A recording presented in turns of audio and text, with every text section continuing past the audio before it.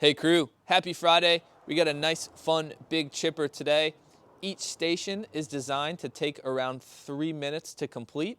So when you're figuring out your weights, your variations, or modifications, let's keep that in mind. The workout is probably gonna take somewhere between 12 and 18 minutes to complete. Our first movement of this chipper is a single dumbbell alternating squat clean. So with both heads of the bell hitting the ground every time, and we're alternating arms every rep, Tori's gonna show us 2. Standing all the way up, switching arms, squatting it, and standing all the way up. Our second movement today is a big set of double unders. We have 100 reps there. So one option for this would be to get as many reps done as we can in 3 minutes, essentially 3 minutes of practice. Or we can do 50 over and back hops over a dumbbell or over an odd object. So with the over and back hops, over and back is 1 rep. It's our sub for our dubs.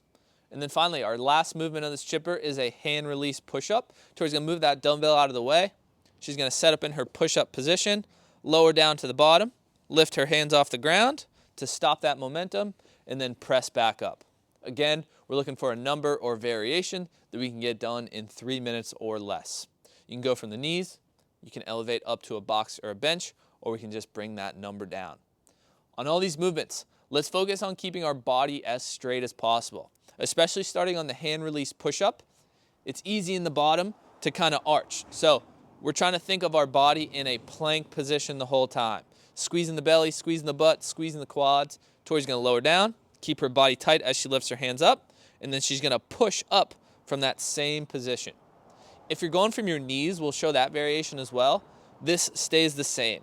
The back stays neutral, we lift those hands up, and we're pressing to that full extension. On our double unders, or some variation of that if we are using a rope, treat your body like a pogo stick. We don't want our feet going forward, we don't want our feet going back.